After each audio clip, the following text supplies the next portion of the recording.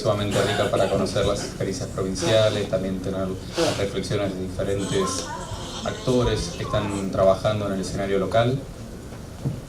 En este caso, el último panel de la tarde busca reflejar o dar cuenta de ciertos aportes que nos puede dar el estudio del escenario internacional, en este caso, que es lo que nos puede enseñar de lo que está sucediendo en los otros países, cómo están pensando en la secundaria, cómo se estructura, con qué fines, con qué objetivos, con qué dispositivos. Entonces creemos que en este panel, en el que nos acompañan Felicitas Acosta, docente investigadora de la Universidad Nacional de General Sarmiento y también consultora de UNICEF para el estudio que va a presentar a continuación, y Belén Sánchez, coordinadora del programa de educación de CIPEC.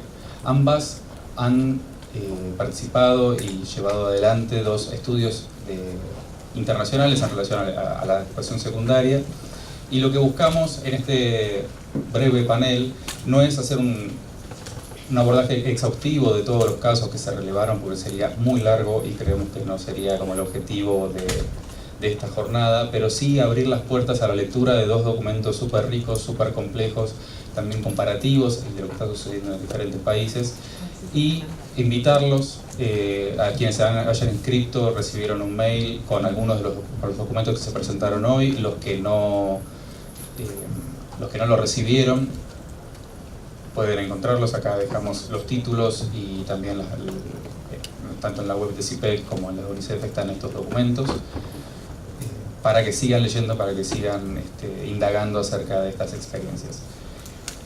A diferencia de los otros paneles, la modalidad cambia, más allá también de la disposición de la mesa para el panel. Lo que sí se va a mantener es la estructura de preguntas al final, las preguntas del público. Les pedimos que las vayan anotando, que las compartan con el equipo, que levanten la pregunta para que podamos identificarlo rápidamente, y así al final las incorporamos como preguntas a las panelistas.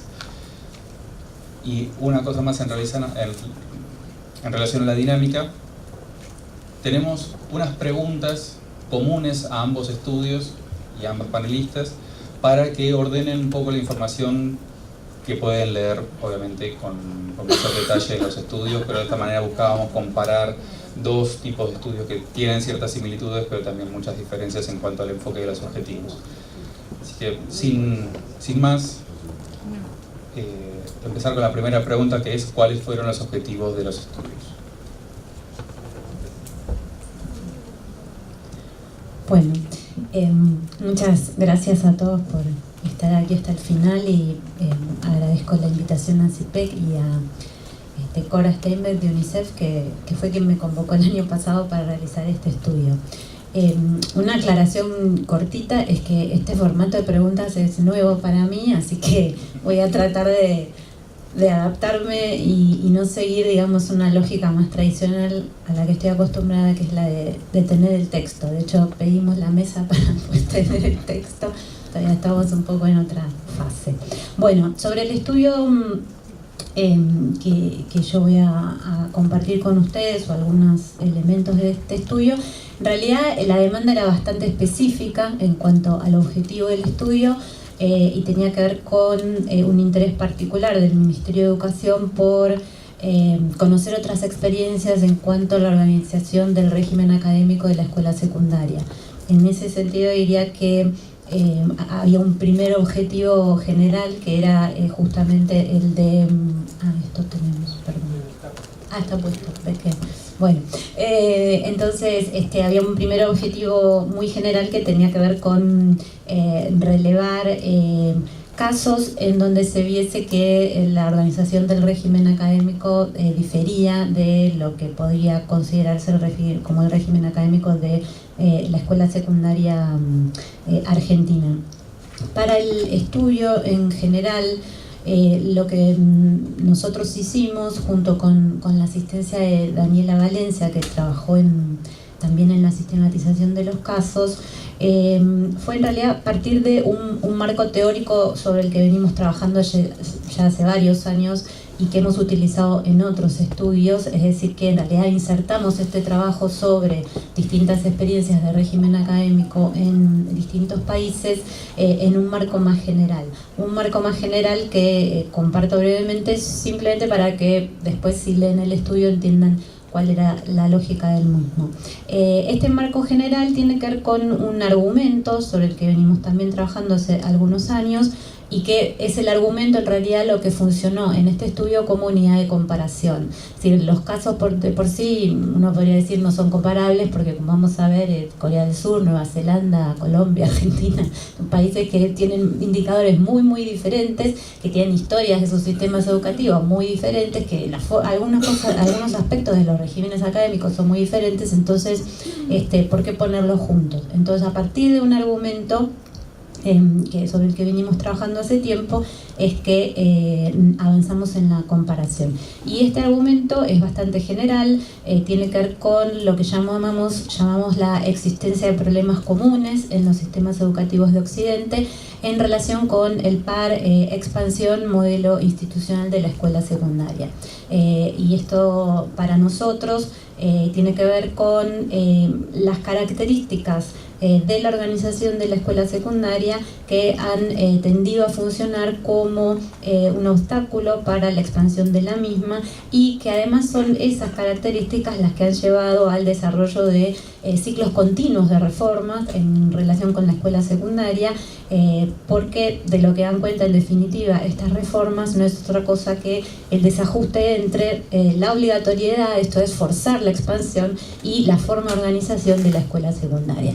Esto es un argumento que consideramos puede funcionar como unidad de comparación, porque es un problema que ha atravesado histórica y transnacionalmente a todos los sistemas educativos desde, podríamos decir, principio del siglo XX hasta la actualidad. Y en este sentido es que también encontramos en distintos países muchos datos que permiten corroborar esta dificultad entre expansión y modelo institucional. Sobre el estudio, concretamente, como decía, estaba centrada en el concepto de régimen académico, que es un invento argentino, el régimen académico, como tantos otros inventos. Quiero decir, esta idea de un concepto que además proviene del campo de la investigación y que luego se transfiere al ámbito de las políticas educativas como una unidad de organización y de estructuración de la escuela secundaria. En otros países lo que hay son sistemas de ingresos, sistemas de promoción, sistemas de evaluación. A todo eso nosotros acá lo hemos denominado régimen académico. Entonces, en los casos nunca vamos a encontrar el concepto de régimen académico, porque no existe como tal. Si ustedes leen el estudio, lo que van a ver es que hablamos en los casos de régimen académico, pero estamos poniendo dentro de eso todos estos elementos que en el caso argentino se han dado en llamar régimen académico. Gracias, Felicitas. Bueno, buenas tardes a todos. Antes de contarles un poco los objetivos del estudio que hicimos desde CIPEC, primero contarles que fue producto de un trabajo en equipo del que participamos Alejandra Cardini, Aldana Morrone, quien fue consultora para el proyecto, con la asistencia también de Agustina Olivier del programa. Y bueno, en este trabajo, que como bien decía Lucas pueden descargar de la página de CIPEC, nos propusimos explorar y comparar las formas en que los sistemas educativos habilitan u obturan diferentes formas de transitarlo, diferentes trayectorias educativas desde su propuesta curricular. O sea, concretamente lo que miramos, el corpus, digamos, del estudio fueron los diseños curriculares, partiendo un poco de reconocer en los currículums una fuerza normativa muy importante que incide sobre los espacios, los tiempos, los ritmos posibles para que los estudiantes lleven adelante sus trayectorias, digamos, entendiéndolos como eso, obturadores o habilitadores de posibles caminos. Para eso lo que hicimos fue analizar 11 casos, hicimos un análisis comparado de los casos de Argentina, Australia, Colombia, Corea del Sur, Ecuador, Finlandia, Francia, Inglaterra, Japón, Suiza y la provincia de Ontario, en Canadá. Muchísimos casos, y también, como decía Felicitas, muy difíciles de equiparar, porque propios digamos, caracterizados por condiciones muy diferentes, de todo tipo. Pero ahí lo que hicimos fue, bueno, primero con el foco en el currículum, tratamos de entender primero, además de los contextos sociodemográficos, educativos y económicos, las condiciones, la arquitectura de esa escuela secundaria, ¿no? Sobre qué se monta el currículum. Bueno, hay una única escuela secundaria, hay diferentes modelos, diferentes tipos para diferentes orientaciones. Digamos, ¿qué estábamos mirando? Estábamos mirando un único diseño, varios. Eso tuvimos que entenderlo primero, y esto se entendió a su vez en función de las tradiciones educativas de cada sistema, ¿no? Que históricamente dejan huella en esa arquitectura del sistema. Y en lo referente al currículum miramos qué instrumentos conformaban ese currículum, países con instrumentos más únicos y generales, países con planes de estudio más desarrollados, cómo organizaban el conocimiento y cómo se implementa el currículum en el sentido de todas las reglas de promoción, evaluación, acreditación, que podríamos equiparar a la idea de régimen académico, con un foco muy puesto en lo que es la electividad, o sea, la posibilidad dentro de ese tránsito por el currículum de ir haciendo elecciones por parte de los estudiantes. Solo agregar que, bueno, obviamente el estudio tiene muchísimas limitaciones en el sentido de que nos quedamos en lo documental. Solo en el caso de Ontario pudimos ir a explorar un poco más en profundidad, pero bueno, nos permitió la verdad tener una ventana hacia diferentes formas de pensar la secundaria. Bueno, la segunda pregunta en relación a las dificultades, ¿no?, del relevamiento de una gran cantidad de casos, más, menos, con mayor profundidad, con carácter más de documentación, sobre todo teniendo en cuenta los contextos tan distintos a los de Argentina. Tal vez para traer a colación alguno es ¿qué caso les pareció más interesante y por qué?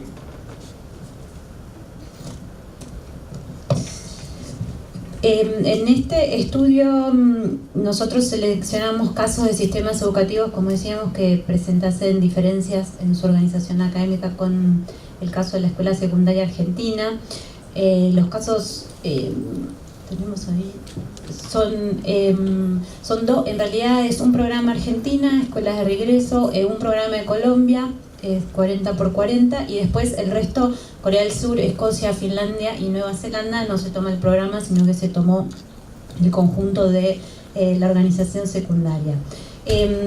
Respecto de la selección de estos casos, que como decía, responden a realidades muy diferentes desde el punto de vista socioeconómico y desde el punto de vista del desarrollo histórico de la escuela secundaria, los casos, por supuesto, no se conciben como posibles escenarios de transferencia, sino más bien los pensamos como una suerte de archivo, en el sentido de que ofrecen formas alternativas de promover arreglos institucionales distintos y que han tenido cierto grado de éxito en mejorar las trayectorias escolares.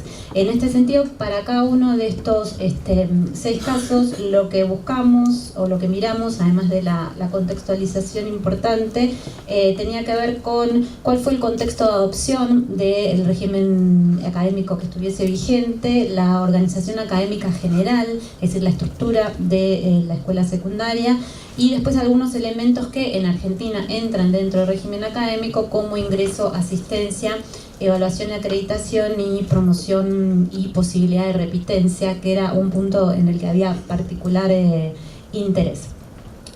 Como decía, yo no podría decir cuál me resultó más interesante, pues los casos son todos muy diferentes, y cada caso presenta elementos que tienen, yo diría, aspectos, arreglos institucionales interesantes. Lo que sí diría son 3 cosas. Primero, que cada caso se ubica en una configuración histórica, y esto tiene que ver con cómo se da el desarrollo del sistema educativo en esa configuración. Entonces, si uno mira el caso de Argentina, podría decir, bueno, desde el punto de vista del desarrollo del sistema educativo, podría estar más vinculado con Escocia, porque son sistemas educativos que se modernizan de manera temprana, no tanto con el caso de Nueva Zelanda, que es un caso en donde hay una transferencia colonial muy fuerte y que estuvo presente hasta por lo menos 1970, no tanto con el caso de Corea del Sur, porque en realidad Corea del Sur es un país que expande la escuela secundaria hacia los años 80 y hace una transformación bastante importante. Es decir, que habría que, en primer lugar, sí tener en cuenta, antes de pensar, bueno, cuál es más interesante o de dónde podemos tomar algo, que tienen estas historias bien diferentes. Son también casos con trayectorias diferentes en cuanto al rendimiento, en cuanto al crecimiento, en cuanto a la expansión. De todos estos casos, el caso de Corea del Sur es el único que diría mantiene dos características que no se encuentran en los otros casos, que es que tiene un PBI per cápita muy alto, aunque menor que el de Finlandia, pero tiene una matrícula secundaria de alrededor de 3 millones de estudiantes, con lo cual lo hace más cercano a lo que podría ser el caso argentino de Colombia, porque el resto de los casos tienen una matrícula de estudiantes secundaria de 300.000 estudiantes a nivel país. Entonces es, bueno, distinto, por más que por supuesto tienen un PBI más alto e invierten un poco más que Argentina, pero la cantidad de estudiantes que atienden son mucho menos. Entonces, en ese sentido también ese es un punto a tener en cuenta. Ahora, sobre el tema de organización académica, que era el objeto del estudio y que es lo que aquí nos interesa, lo que diría más me llamó la atención como producto final son las combinaciones posibles, porque claro, cuando uno ve muchos casos puede ver distintas formas de generar arreglos institucionales en la escuela secundaria, y me parece que en esa variedad justamente estaría la posibilidad de tomar algunos de estos elementos. Por un lado, entre estas distintas formas de organización, habría que tener en cuenta un primer dato, que es que de todos estos casos, Argentina es el único país cuya escuela secundaria es obligatoria entre las edades de 11 y 17. Todos los demás países tienen escuela secundaria obligatoria hasta los 16 años, hasta 15 y 16. Con lo cual ya la cuestión de la obligatoriedad nos ubica a nosotros en otro registro, diría, respecto de las políticas de expansión de la escolarización. La estructura académica, por lo tanto, en función de la cuestión de la obligatoriedad, tiende a variar, porque cuando la escuela secundaria no es obligatoria en su último tramo, esto permite, como por ejemplo hizo Finlandia hace muchos años, tener una estructura básica mucho más larga y mucho más comprensiva, porque pueden hacer una escuela básica, digamos, hasta los 15 años, y entonces tienen esos primeros años de escuela secundaria más próximos a lo que es la primaria, y no les resulta tan difícil la transición, etcétera, etcétera. Pero esto es posible, entre otras cosas, ¿por qué? Porque la última parte de la secundaria no es obligatoria, si bien la mayoría promueve y pasa y la sigue, sí, pero el hecho de la obligatoriedad ahí marca una diferencia importante respecto de la estructura académica. Segundo, sobre las combinaciones posibles a la hora de la oferta curricular, que eso se lo voy a dejar a Belén, que el estudio es mucho más completo en ese sentido, en el caso del estudio que ellos hicieron, pero hay una cosa que a mí sí me interesó y me llamó la atención, que es que los 5 casos, excepto de escuela de reingreso en Argentina, y esto no es casual, que sea el caso el que no entre que no se iguala a los otros, es que los 5 casos tienen una oferta curricular diversificada en áreas y en disciplinas, y la secundaria básica en general tiende a tener una oferta curricular en áreas, y es la secundaria superior, que no es obligatoria, la que mantiene la organización curricular, de oferta curricular en disciplinas. Y esta evidentemente es una evidencia a nivel internacional que ha acompañado la expansión y masificación de la escuela secundaria, su acercamiento hacia la primaria en términos de la transformación de las disciplinas hacia las áreas. ¿Esto quiere decir que hay que cambiar todas las áreas por disciplinas? No, pero lo que quiere decir es que evidentemente hay edades, ¿sí? Y hay momentos, ¿sí? Dentro del desarrollo psicoevolutivo, pero también dentro del desarrollo de la socialización y dentro del propio recorrido que muestran los sistemas educativos, en donde las áreas tienden a funcionar quizás mejor que las disciplinas, y hay otras en donde las disciplinas son más aptas, si se quiere, para ese momento en particular. Algo que sí me resultó interesante en ese sentido es el programa 40x40 de Colombia, porque se corre de áreas y disciplinas, se corre de ese formato directamente y trabaja con la idea de ejes temáticos y centros de interés, y organiza lo que nosotros llamaríamos áreas y disciplinas en lo que ellos llaman áreas del ser y áreas del saber, Y creo que lo más interesante es que esas áreas del ser y esas áreas del saber, que son las áreas que nosotros conocemos,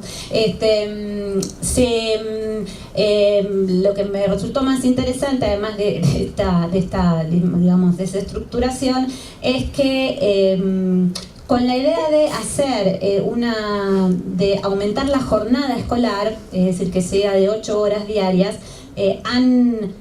podríamos decir, fortaleció la escolarización al tiempo que promueven la desescolarización. Esto es, algunas de estas áreas del ser y del saber se cursan, si se quiere, fuera de la escuela. Se cursan en centros artísticos, en teatros, en clubes, en distintos ámbitos de las ciudades, pero forman parte de la jornada escolar y otras se realizan dentro de la escuela.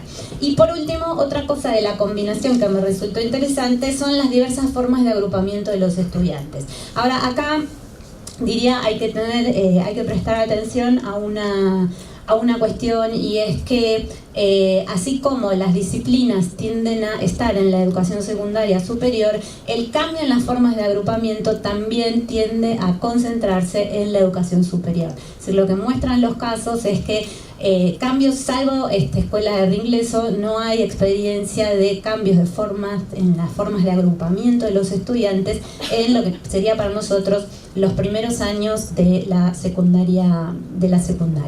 Ahora, estos cambios en las formas de agrupamiento, por lo menos en los ejemplos en los que nosotros vimos, sobre todo en el caso de Corea del Sur y de Nueva Zelanda, son agrupamientos en donde se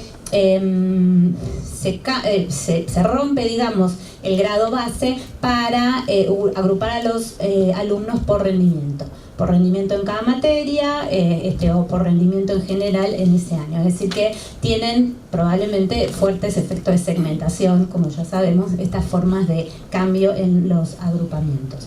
Y bueno, había una cuestión más, sobre las formas de evaluación. Acá también hay algo que también creo que vale la pena señalar, es que en todos estos casos, salvo en Argentina, el trayecto a lo largo de la secundaria y la finalización de la secundaria, sobre todo la secundaria superior, está ligada a exámenes nacionales.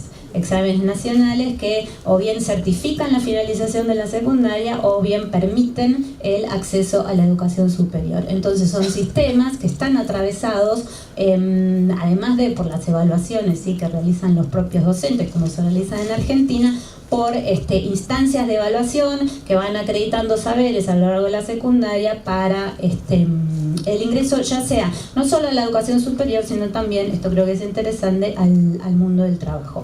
Hay una diversificación en la secundaria superior, ¿sí?, en términos de que las asignaturas se pueden cursar en otras modalidades y que además se acreditan bajo otras modalidades como módulos, créditos y demás.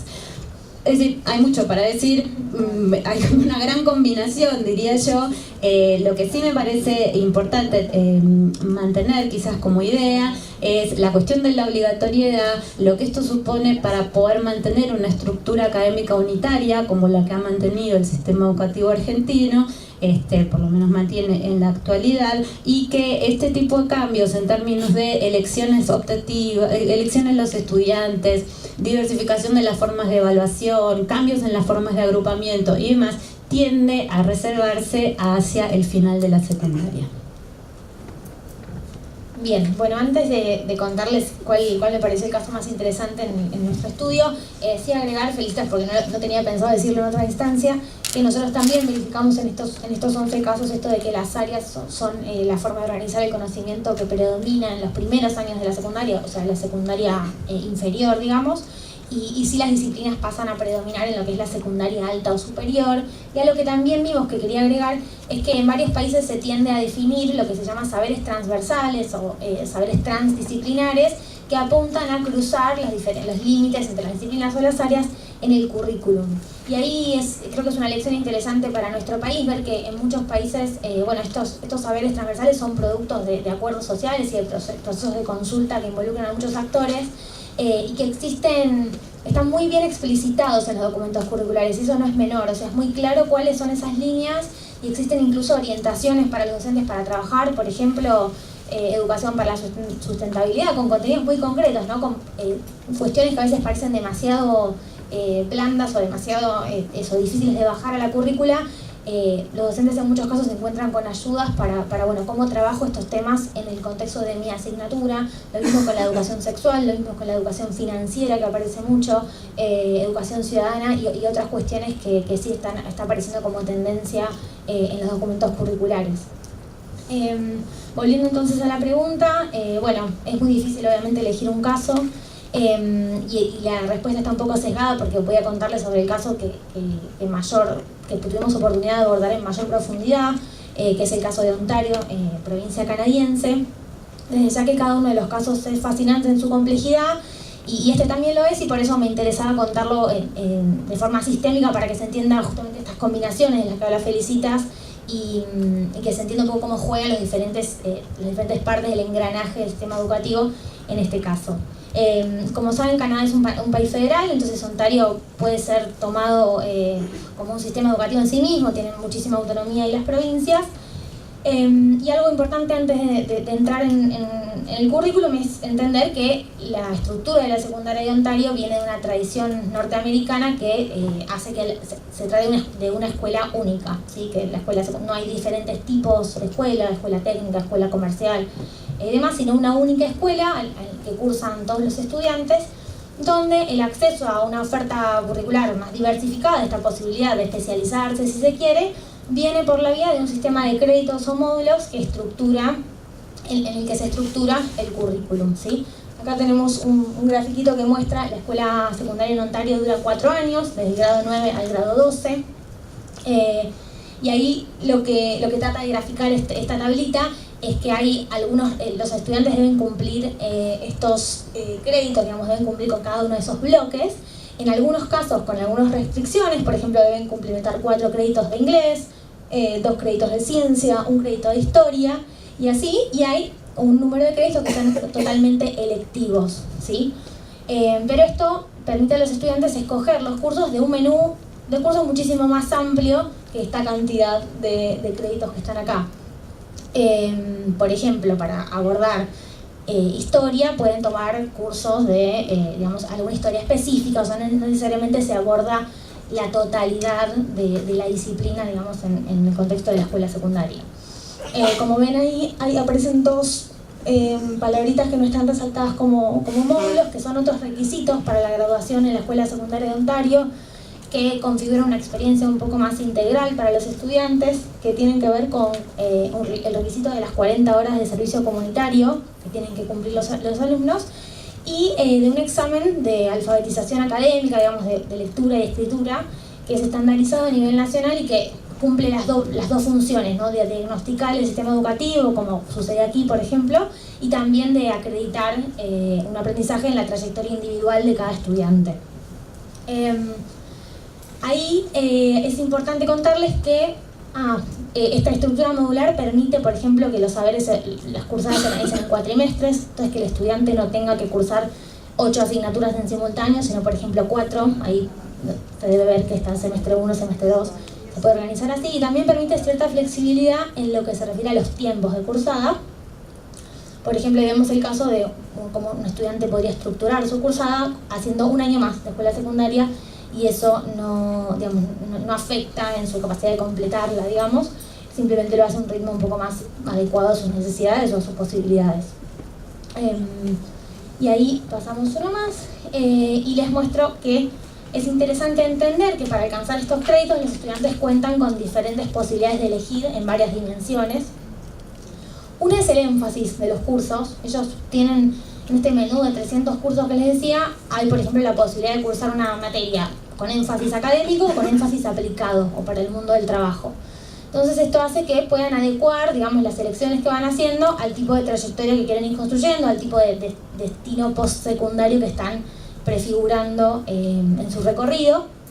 Y ahí, bueno, el énfasis en los ejercicios, en la dimensión teórica de las asignaturas, va cambiando según el tipo de materia que elijan, ¿no? Se entiende, ¿no? Esto pueden cursar biología aplicada, biología académica, y así con cada curso. Después también pueden efectuar elecciones en lo que respecta al recorte temático.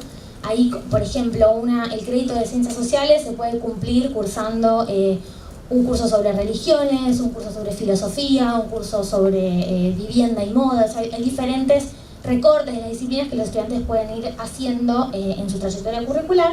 También pueden ir sumando otros créditos en esos espacios selectivos, que son muchísimos los que les había mostrado.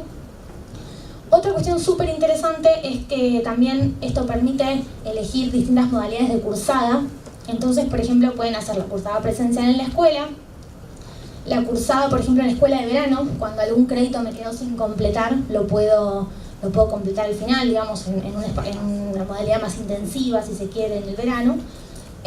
O también en línea, hay algunos cursos que se ofrecen en línea para eso, recuperar algunas trayectorias que quedan, digamos, con más dificultades, y la ventaja de esto es que los cursos son independientes, ¿no? No es como acá la promoción en bloque, donde uno tiene que promocionar una cantidad de materias y si no tiene que volver a repetir toda esa cursada, sino que se aprueba por créditos.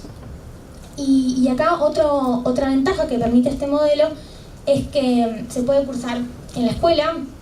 En el trabajo hay créditos que, digamos, la escuela articula para que algún crédito se ofrezca en articulación con una organización local, y el estudiante puede hacer una experiencia de trabajo semestral guiada con portfolio de trabajo y demás, y acreditar así algún saber asociado con un espacio de trabajo. Y otra modalidad interesante es que para los estudiantes con sobredad se diseñó un programa que permite a los chicos cursar un crédito, por ejemplo, en una institución terciaria, ¿no? Donde ellos, por ejemplo, se sienten incómodos cursando con sus compañeros más chicos y demás. Entonces, en alianza con institutos terciarios de la zona, los chicos pueden hacer una materia ahí mismo que les sirve para comenzar su estudio terciario y también para acreditar un crédito de la escuela secundaria, ¿no? Este tipo de combinaciones son bien interesantes para pensar en cómo apuntalar y ir entretejiendo estas trayectorias diferentes. Todo esto, y esto es central en el modelo de Ontario, es un aprendizaje muy grande para pensar modificaciones que abran las elecciones de los estudiantes, es apuntalado por un sistema muy institucionalizado de acompañamiento de las trayectorias. O sea, los chicos existe un programa que pone personas remuneradas en las escuelas destinadas especialmente a seguir a los estudiantes, tiene herramientas concretas de planificación de la trayectoria, bueno, quién soy, quién quiero ser, hacia dónde quiero ir. Hay una valoración bastante equiparada entre lo que es la universidad, el instituto terciario, la pasantía, diferentes modalidades de inserción postsecundaria. Y realmente se trabaja para que el estudiante pueda ir haciendo estas elecciones de forma informada y para que no prime la calidad de ayuda que uno puede tener en la familia para elegir bien o elegir de una forma conveniente o según los intereses en este recorrido donde la elección es fundamental. Así que esto es un dispositivo muy fuertemente equiparador de las desigualdades. Y algo, ya termino, conocer el caso en mayor profundidad, irnos del currículum, en el caso de Ontario, porque pudimos hacer entrevistas y conocer el caso más en profundidad, nos permitió entender condiciones en las que es posible este modelo, que de hecho condiciones casi invisibilizadas por los mismos actores del sistema educativo, como decía Alberto antes, cosas que son básicas, ¿no? Cora creo que también lo decía. Por ejemplo, el hecho de que los docentes están designados por cargo y de 4 módulos que tienen diarios, hay uno que todos los días está destinado a lo que es desarrollo profesional. Entonces, a planificar con otros, a probar una clase con un compañero o docente y ver cómo sale, a capacitarme y demás. Después existe un modelo de formación docente que es bivalente, o sea, el profesor que se recibe lo hace habiendo cursado 2 especialidades. Cursa la formación pedagógica después de haberse especializado en al menos 2 disciplinas que pueden ser afines como no. Eso hace que sea mucho más fácil asignar y reasignar a los docentes en diferentes cursos. Después existe un software sofisticado para la planificación, ¿no? Piensen que las escuelas tienen que estar constantemente ofreciendo lo que los chicos quieren cursar y eso es muy difícil de articular en la práctica. Entonces existen sistemas de información que permiten planificar mejor esa oferta. Y algo interesante que también era completamente invisibilizado por los actores locales es que los edificios escolares son muy grandes, alojan a muchos estudiantes, la escuela promedio tiene 1.500 alumnos y esto permite hacer un mejor aprovechamiento de los diferentes docentes que hay y poder hacer una oferta más diversa. Por último, destacar algo que también es clave, es que Ontario tiene un sistema de información por estudiantes que permite seguir esa trayectoria y que lo acompaña, digamos, va al terciario si deja de ir, y todo esto está como financiado por el Estado. Bien, por último, sí, de nuevo, volver a contarles que todo esto se entiende en un contexto. Ontario es una provincia con muchísima diversidad étnica, pero con altísimos niveles de igualdad y de equidad, y eso, bueno, permite pensar en algunas cuestiones que hay que pensar con cautela en contextos como el nuestro, con altos niveles de desigualdad. Bueno, la verdad que con este panorama tan diverso, uno se pone a pensar qué de todo esto que estamos escuchando es lo más difícil de implementar en nuestro país, ¿no? Hay cosas que realmente se ven como muy lejanas y otras que pueden ser, creo que, traducidas con esa necesidad constante de traducción, como decía Belén a lo último, ¿no? Nuestro escenario está caracterizado de una determinada manera, con una desigualdad. Entonces, también pensar, bueno, estas experiencias internacionales, ¿qué es lo que, tal vez, esta pregunta, cuál crees que sería el cambio más difícil de implementar en nuestro país y por qué? Es hasta qué punto, qué cosa descartarías totalmente a la hora de hablar en un evento de educación secundaria en Argentina, ¿no? Pero pensémoslo de esta manera un poco más divertida. Felicites. ¿Qué dejaría fuera? Bueno, todo. No. La verdad es que esta pregunta me resulta complicada por lo mismo que dije antes, ¿no? Por esta idea de combinación de recursos. Entonces, pensar en un cambio y que ese cambio sea el más fácil o el más difícil de implementar, me resulta, no sé, no podría empezar por ahí. Hay como un elemento básico, creo que se desprendía de lo que recién decía Belén, y la pregunta es ¿con qué financiamiento? Porque eso te cambia absolutamente, creo, lo que puedes hacer y lo que no. Por ejemplo, en un foro regional reciente que hubo de IP UNESCO sobre educación secundaria, planteábamos al final que habría como 3 elementos ligados a la mejora de la expansión de la escuela secundaria. El primero, y ese es el que creo que aplica para nuestro país, tiene que ver con extensión de la oferta, pero en el caso de nuestro país, voy a decir una obviedad, está muy vinculado con el tema de infraestructura. La infraestructura de nuestras escuelas, por solo mencionar a la provincia de Buenos Aires, que tiene el 40% de la matrícula de nivel secundario del país, la infraestructura de nuestras escuelas es, diría, insostenible.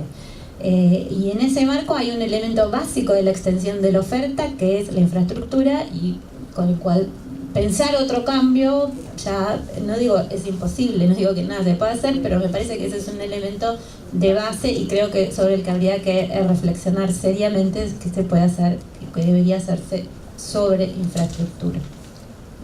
Porque hay elementos de la infraestructura que no es, diría, el principal obviamente es el edificio, los baños, todas estas cosas básicas que faltan, pero hay otro elemento hay otros elementos que no son tan básicos, pero que también dificultan muchísimo la tarea de los profesores. Por ejemplo, que no haya un armario en el aula y que entonces los profesores diariamente tienen que transportar todos los elementos, aun cuando quieren hacer innovaciones. El otro día un investigador de Córdoba, Octavio Falconi, comentaba su tesis de doctorado sobre prácticas en aulas de escuela secundaria en Córdoba, y era esta una de las cosas que marcaba.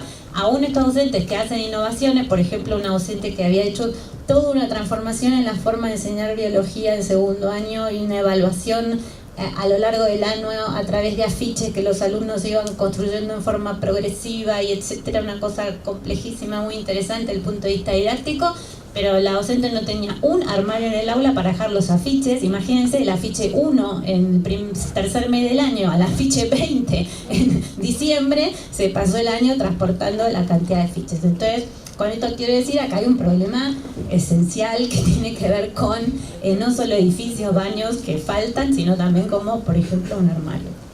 Y no estoy hablando de dispositivos tecnológicos de la modernidad contemporánea, sino uno más bien del siglo XIX como un armario. necesitaba pasar los archivos.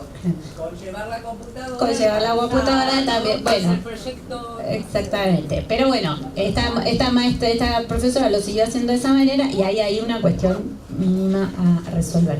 Segundo punto, primero extensión de la oferta. Bueno, en nuestro país cualquier cambio sin esas condiciones, ya a esta altura creo que resulta difícil pensarlo. No difícil, porque creo que ya se vio acá hoy y lo vemos en cada foro en el que estamos y ya más o menos se sabe lo que hay que hacer.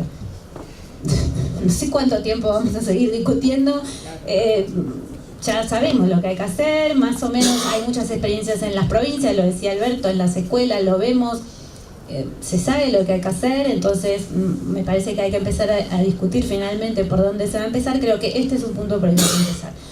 Segundo, una cosa que me resulta también compleja de pensar, pero no imposible para la escuela secundaria argentina, y esto está tomado el caso de Finlandia, es el modelo de escuela total. El modelo de escuela total tiene que ver con lo que acá ahora llamamos políticas socioeducativas, etcétera, etcétera. Pero Finlandia finalmente tiene las escuelas que tiene porque las escuelas son integrales en el sentido de que se ocupan del alumno en su conjunto, de su odontología y su salud dental, hasta su salud mental, hasta su escolarización, hasta su ropa, hasta su alimentación.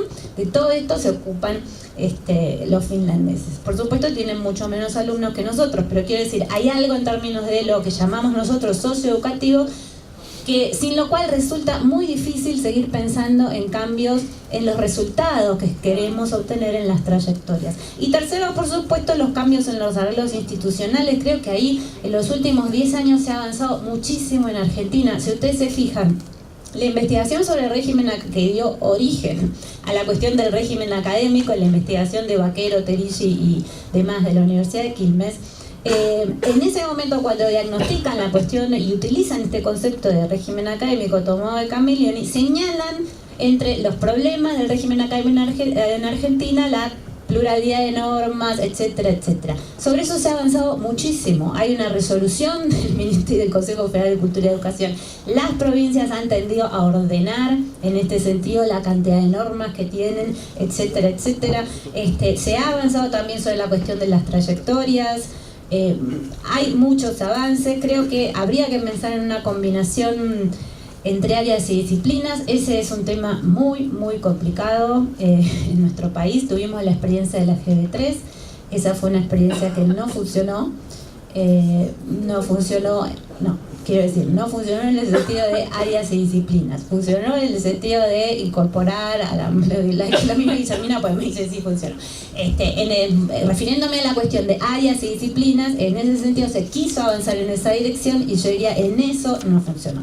Y creo que es una tendencia internacional que tiene que ver con la comprensibilidad de la escolarización y que además tiene que ver con que en la medida en que la escolaridad se extiende, se hace obligatoria, próximamente en muchos países del llamado primer mundo se está como pensando ya extender la obligatoriedad de la secundaria superior e incluso de la educación superior. En algunos países ya muy muy avanzados se está pensando en becar al conjunto de los estudiantes de educación superior, es decir, que tengan un ingreso por ser estudiante de educación superior.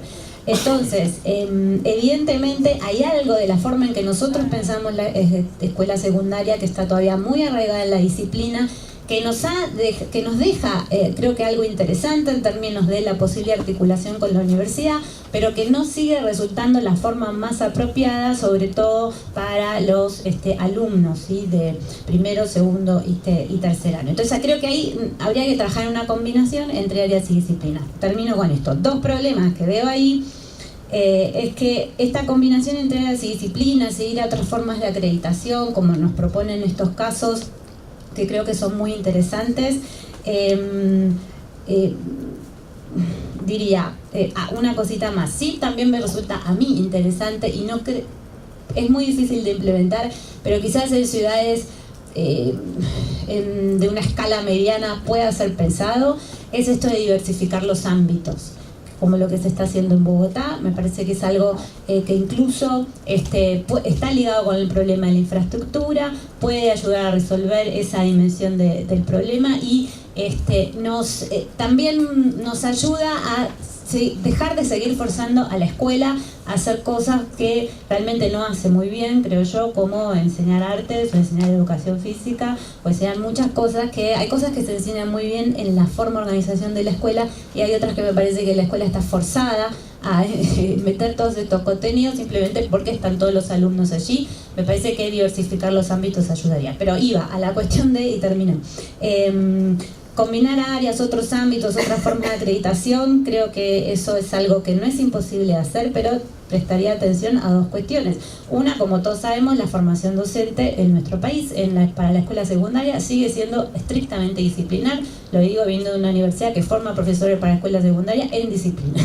Y básicamente, por más allá de todos nuestros esfuerzos, de la formación pedagógica, es una formación en disciplina. Que no digo que esto esté mal, digo, si pensamos en áreas y pensamos en doble titulación, como decía Belén recién y demás, bueno, hay que revisar ahí algo de las universidades y el impacto que tienen, pues las universidades forman a más del 50% de los profesores de educación secundaria, no es un porcentaje menor. Por otro lado, y con esto sí termino, combinaciones, otra forma de acreditación, área, disciplina, sistema de gestión de los seguimientos de las trayectorias, como mencionaba Belén, que también está en Nueva Zelanda además. Ahí tenemos que también prestar atención a la recarga del trabajo docente, porque primero no son las condiciones ideales, como todos sabemos, y segundo, todas estas cosas suponen una intensificación del trabajo de los profesores. Pensemos solo en la evaluación. Hoy en día, en donde solo tenemos prácticamente una forma de evaluación, porque no hay crédito, disciplina, módulos, todas estas cosas que se plantean, rúbricas, etcétera, etcétera. El estudio de Falconi mostraba que un profesor a lo largo del año, más o menos haciendo el cálculo entre la cantidad de secciones que tiene, por si tienen dos instituciones como mínimo, tiene que pensar y procesar y calificar, ¿sí?, 2.200 veces en el año por estudiante. Son 2.200 evaluaciones. Porque tiene que tener 3 notas para cada uno, porque si no, no puede llegar al promedio, porque después tiene que tener la nota de promedio, porque la integración, pues, etc. Entonces, esto quiere decir que solo de evaluación hay que pensar la consigna, hay que corregirla, ¿no? Y después hay que calificarla y hay que pasarla a una planilla. Entonces, si nosotros además decimos, bueno, pero traigamos rúbrica, traigamos esto, traigamos lo otro, está todo muy bien, pero hay que pensar en que esa es la estructura del trabajo del profesor de escuela secundaria, está en la tradición de nuestra escuela secundaria, estructurada, diría, por la evaluación. No es cierto que en nuestro sistema educativo no haya evaluación, está muy atravesada por la evaluación, es otro tipo de evaluación, pero básicamente el trabajo del profesor es conseguir las calificaciones. Tiene que hacer 3 calificaciones por trimestre, todo eso que ya conocemos. Así que, qué sé yo, ¿cuál sería el cambio más difícil? No sé, pero empezaría por acá. Bueno, yo no me extiendo mucho porque iba a decir mucho de lo que dijiste, pero porque coincidimos. En primer lugar, antes de responder la pregunta, primero señalar que no todos los cambios o no todas las características de los casos son deseables de ser implementadas en nuestro contexto, responden a diferentes tradiciones, a diferentes necesidades que por ahí nosotros no tenemos. Pero bueno, responder esta pregunta nos lleva a pensar en los grandes obstáculos a los cambios en nuestro contexto, que estuvimos conversando sobre ellos durante todo el día, que son básicamente la decisión política, la restricción presupuestaria sobre todo, así que ahí vuelvo al hecho de que lo que más obtura los cambios en nuestro contexto es efectivamente la concentración horaria de los docentes. Entonces ahí eso es de lo más difícil, pero por suerte una dimensión que creo que todos compartimos que es necesario avanzar y donde algunas provincias están avanzando con mucho éxito. En relación a eso y a esta restricción presupuestaria, creo que también sería difícil, pero es muy deseable, repensar la estructura de las plantas funcionales, digamos, sumar personal docente. Estos dispositivos que miran integralmente a los alumnos necesitan más docentes, más horas en las escuelas, pero también docentes especializados en diferentes miradas sobre los estudiantes, que estén ahí para cumplir el objetivo de mirarlos integralmente. Y por otro lado, creo que también es interesante detenerse a pensar en la complejidad que tiene el trabajo interdisciplinario a la hora de diseñar dispositivos para eso. Se habla mucho de eso, pero creo que los casos nos enseñan que hay que reparar en que estamos en un sistema educativo muy fuertemente estructurado en una tradición disciplinar de larga data y que plantearles a los docentes el desafío de trabajar interdisciplinariamente, de nuevo, es muy deseable, pero encarna una complejidad que nos obliga a pensar, por ejemplo, en un rol muy fuerte desde la nación, en desarrollo curricular, en desarrollo de materiales de formación, que habilite espacios para pensar un trabajo interdisciplinar genuino y que no derive en propuestas de baja calidad, ¿no? Así que eso también para pensarlo. Después otra cuestión relacionada con lo que es la acreditación. Los casos nos muestran modelos alternativos y modelos intermedios de acreditación de saberes que permiten que los estudiantes sean reconocidos en sus trayectorias más diversas y que no haya una trayectoria deseable y las demás completamente juzgadas negativamente. Eso exige necesariamente un sistema de información por alumno que siga las trayectorias, y eso es una gran deuda de nuestro sistema educativo que obtura varios de los cambios que se necesitan. Eso. Bueno, nos queda una pregunta más de las que teníamos pensadas para dinamizar el panel, pero no sé si están o no elaborando sus preguntas. Recuerden que las pueden pasar a la gente del equipo para poder, los últimos minutos de este panel, compartir y sumar a estas 4 preguntas que ya hicimos nosotros. La cuarta y última de nuestro panel es: ¿cuál es el mayor aprendizaje que deja el estudio para la Argentina? Y cada una, me imagino que con los casos que tienen, tendrán aprendizajes distintos.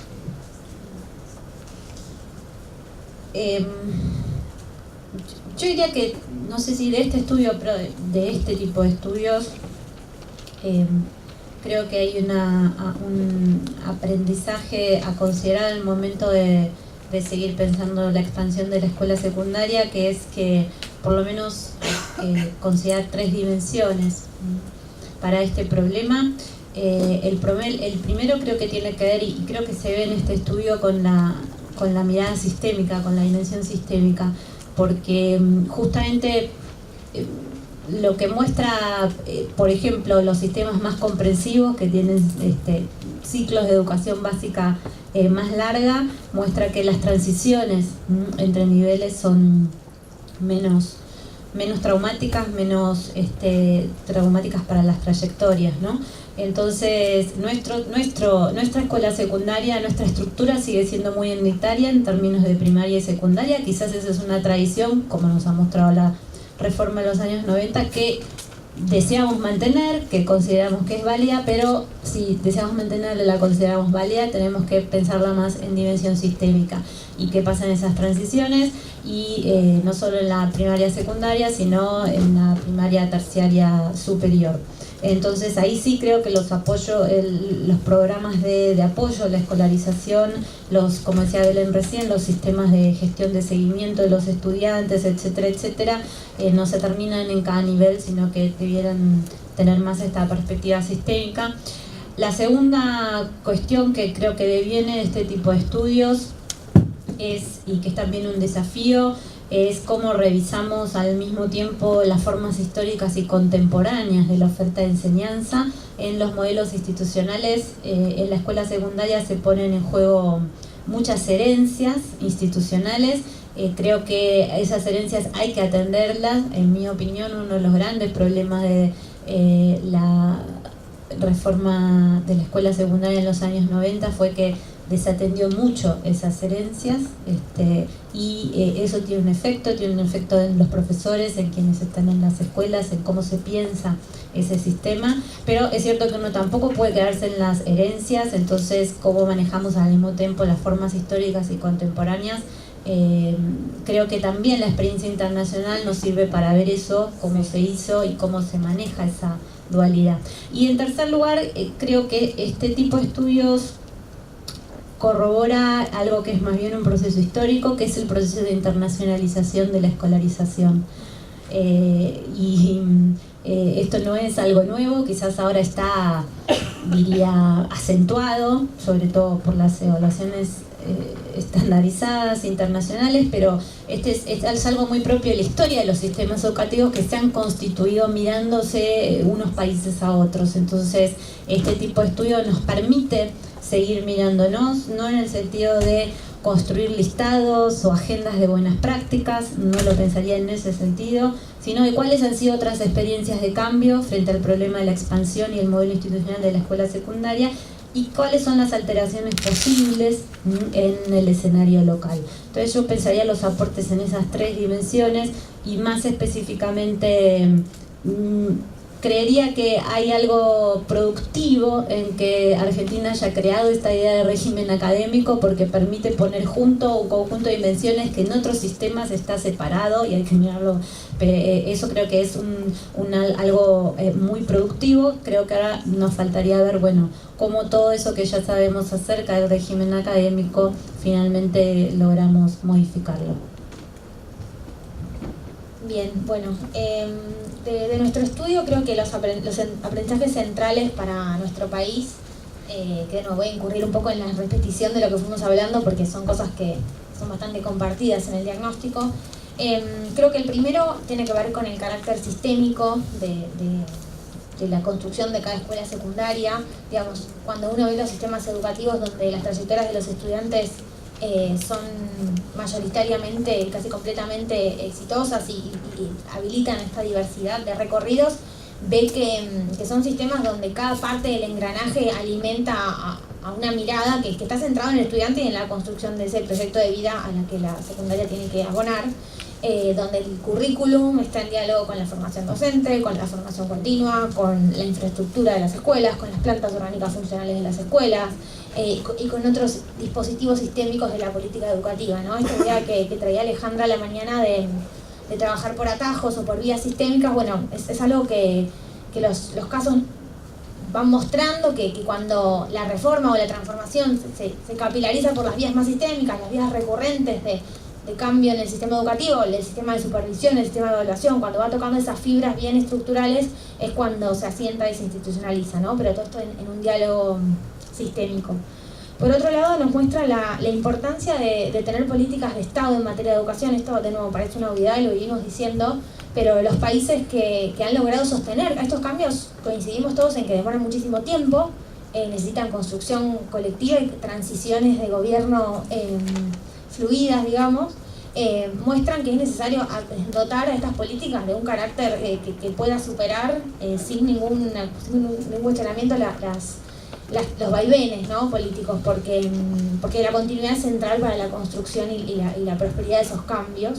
Y en ese sentido muchos países ofrecen dispositivos institucionales que van más allá de la educación en sí misma, que permiten constituir a las políticas como políticas de Estado, protegiéndolas a nivel presupuestario o a nivel normativo de vaivenes. Eso creo que es una discusión que nos debemos a nivel general y no solo en el sector educativo. Por otro lado, bueno, creo que los casos que estudiamos desde CIPEC nos enseñan que es muy interesante estructurar el proyecto con foco en la construcción del proyecto de vida de los estudiantes y en un sentido muy alejado de lo meramente discursivo. O sea, son sistemas educativos que no dan por sentado de la construcción de las habilidades en los estudiantes para construir este proyecto, para pensarse en el contexto de la transición post-secundaria, y que lo explicitan. Digamos, no sé, Australia, por ejemplo, tiene una asignatura que se llama Estudios del Trabajo, donde los estudiantes no solo aprenden las clásicas cuestiones como hacer un CV y demás, sino donde se problematiza las dinámicas que caracterizan el mundo del trabajo, la segmentación, la desigualdad, donde se pueden hallar, digamos, construir ellos mismos en el espacio del mundo laboral que en el futuro van a ocupar. Y de nuevo, sistemas educativos que tienen estos dispositivos de acompañamiento bien personalizados para que realmente puedan construir esos proyectos.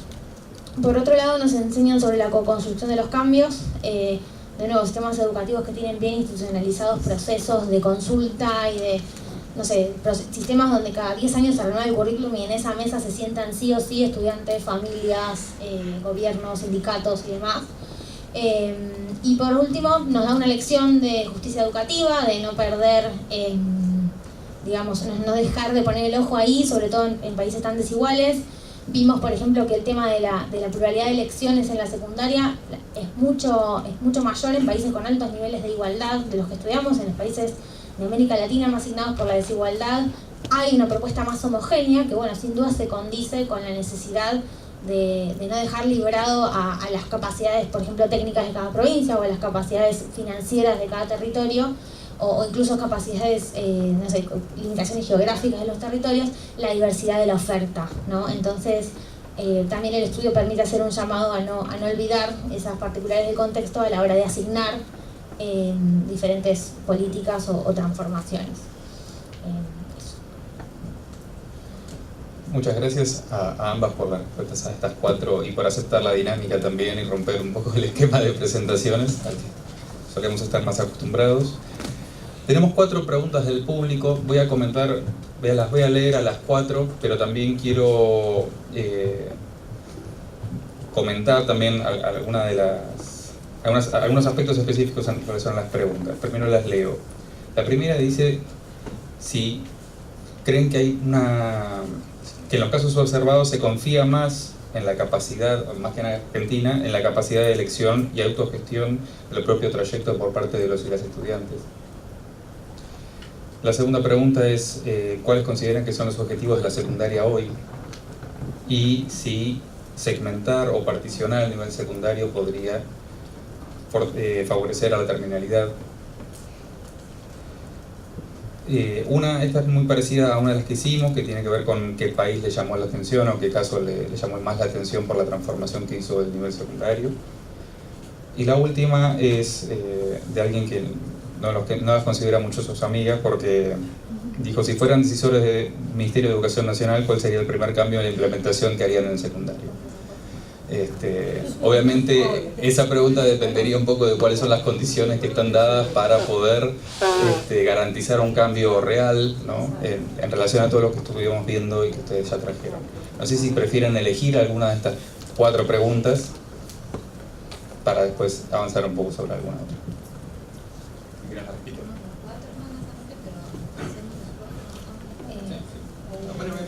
Si querés yo empiezo, creo que la primera es más por ahí, la que más puedo contestar. Las demás, la segunda, por ejemplo, del objetivo de la secundaria, hoy te la dejo a vos, que tenés un recorrido que seguro te lo ha permitido pensar mejor. Respecto de si se confía más en otros sistemas educativos en la capacidad de autogestión de los estudiantes, por lo menos mi respuesta tiene que ver con que probablemente sí, pero que también se andamia mucho esta capacidad de autogestión con estos dispositivos de acompañamiento, digamos. Creo que no se trata de confiar o no confiar, sino de reconocer que la capacidad de autogestión puede estar desigualmente distribuida y la necesidad de la escuela de acompañarla. Sí es cierto que por tradición educativa hay modelos que tienden a este sistema de créditos que exige una mayor capacidad de autogestión, pero hay otros modelos donde la escuela por ahí ofrece una posibilidad de elegir en ramas, ¿no? Donde de repente se ramifica la elección y también es necesario elegir por parte de los estudiantes y también se necesitan de estas habilidades, ¿no?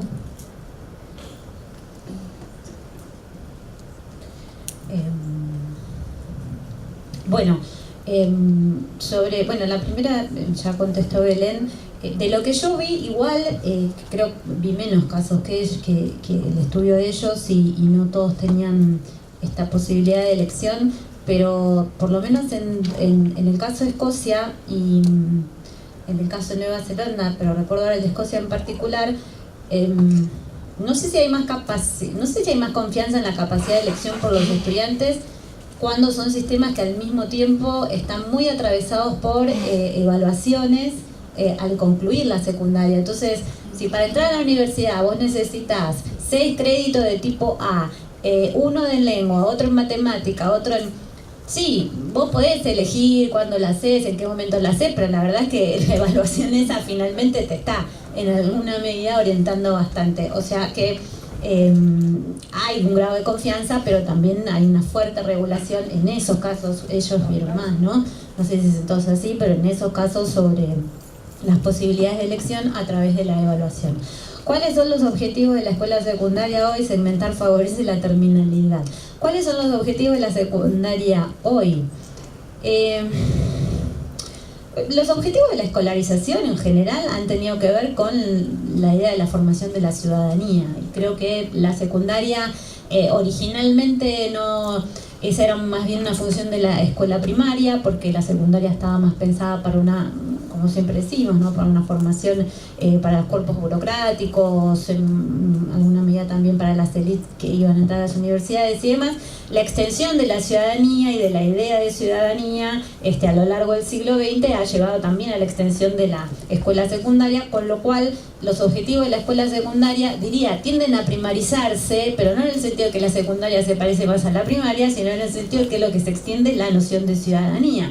Entonces, si para ser ciudadano hay que tener ciertos saberes generales que antes los daba la primaria, con la complejización que se ha producido en nuestras sociedades, esos saberes ahora no alcanzan solo con ese momento, sino que se necesita toda otra etapa posterior, como es la secundaria, y eso hace entonces a la formación de la ciudadanía. Más específicamente, sí, se supone que la secundaria orienta en términos de el acceso a estudios superiores o el ingreso a un mercado de trabajo. En ese sentido es que también vemos que en todos los países las secundarias tienden a hacerse más generales en la formación, y ahí aparece la cuestión de las áreas, y por eso creo que también muchos países no terminan de hacer obligatoria la secundaria superior, porque la secundaria superior es la que sigue especializando, aún cuando hay posibilidad de elección y todos estos mecanismos. Especializa, ¿por qué? Porque es la que finalmente termina dirimiendo si se va para el lado de la universidad, si se va para el lado del ingreso al mundo del trabajo, para qué lado se va en ese momento.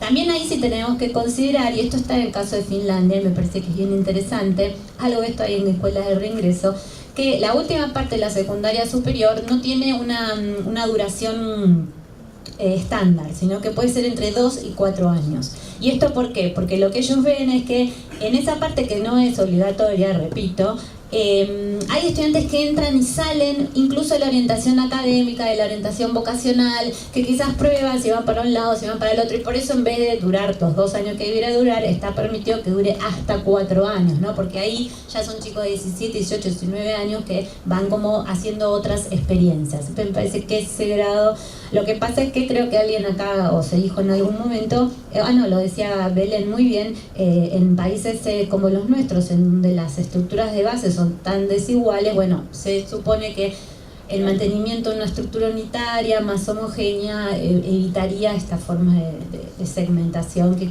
sujeta a la decisión individual. Ahí viene la cuestión de segmentar favorece la terminalidad. Sí, segmentar favorece la terminalidad, pero segmenta. Claro, es así. Si yo tengo escuelas secundarias a medida, está bien, puedo seguramente mejorar algunos índices de terminalidad, pero eso produce segmentación. Lo produjo históricamente y lo sigue produciendo. Entonces ahí, bueno, hay que pensar cuáles son las formas y cuáles son las opciones por las que se quiere transitar. Ahora, el tema de que puede parecer una oferta tentadora para promover la terminalidad, esto es escuela secundaria media, sí, lo que estamos diciendo es la escuela secundaria tiende a hacerse más general porque se extienden la necesidad de ese tipo de saberes, una estructura tan segmentada y tan diversificada en términos de las distintas ofertas, no sé si es la mejor opción, pero segmentar favorece la terminalidad, sí, pero segmenta. ¿Qué país les llamó la atención? Bueno, eso ya más o menos lo dijimos, yo diría hay una combinación. ¿Y cuál sería el primer cambio? Bueno, ahí preguntaron por el nivel nacional, entonces nos eximieron de un poder de decisión que es más provincial, acá está nacional escrito. Bueno, creo que se compartió mucho durante el día que uno de los cambios más necesarios tiene que ver con la contratación de los profesores por cargo, de la concentración horaria. Creo que yo desde el nivel nacional trataría de modificar los criterios de asignación de los fondos nacionales salariales para acompañar este proceso, teniendo en cuenta las desigualdades en la capacidad de las provincias para financiar los salarios docentes. Así que esa sería una de las medidas, pero no sé si sería la primera o la única. ¿Cuál sería el primer cambio? Siempre tendemos a hablar mucho de esta, que yo discuto, ¿no? Pero bueno, que la escuela secundaria sea atractiva, que les interese, etcétera, etcétera. En términos de cambio, yo diría, a nadie le puede interesar una escuela que se cae a pedazos. Nadie quiere estar ahí porque esas escuelas terminan siendo expulsivas. Entonces no diría que esta es la solución ni que pasa por ahí, pero me parece que ahí hay un tema importante para nosotros a revisar. No sé si sería el primer cambio, pero sí que sería un cambio importante, creo que sería. Muchas gracias a ambas por su participación.